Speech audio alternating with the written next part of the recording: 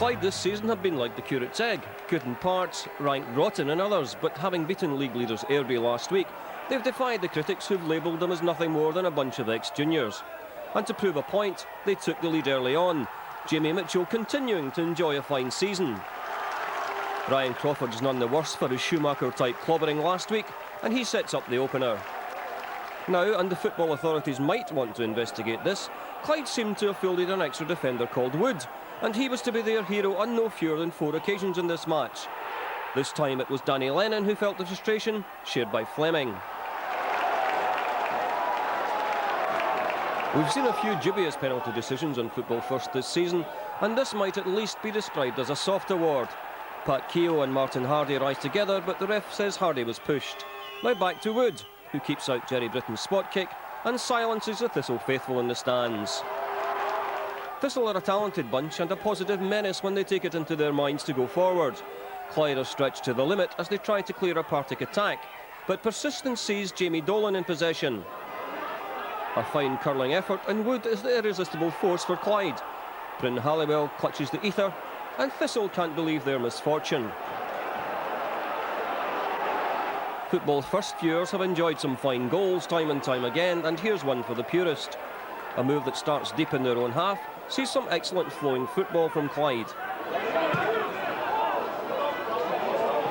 Pat Keogh's thoughtful backheeler brings Crawford into the move, and Keogh himself completes a superb example of team play. Pat indulges in lavish celebration, and the replay shows why that's a goal the whole Clyde team can be proud of.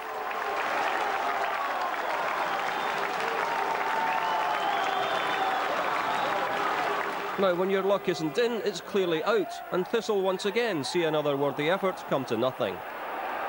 If Clyde's second goal was the result of sweeping play from one end of the park to the other, then they've been practising. A more direct push forward right through the middle, and Jamie Mitchell keeps the heat under pressure to put Clyde well in front. More celebrations from the Clyde men, and no wonder. Calm, accurate and controlled movement, capped by an excellent finish. Clyde did block their copybook when Thistle pulled one back. Bryn Halliwell and his defence seem to have a lapse in communication, and Hardie slips in to score. Not one they'll want to see again, as someone seems to have given a wrong shout. Also in the same category is this Thistle attack as they try to get back into the match.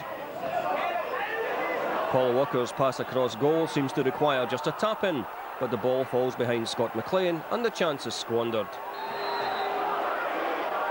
So, 3-1 up and coasting, but Clyde were not content to leave it at that, with rivalries the way they are between these two Glasgow clubs. Another excellent passing manoeuvre carves out a chance for Craig Bingham. And I'll bet his ears were ringing last night as his teammates remind him of the merits of keeping your head down. Excellent victory today. We spoke today before the game about the importance to our supporters of winning derby games, and I think at the beginning of the game we started the game as though we meant business, and scoring the early goal obviously helped, so it was a tremendous game for us.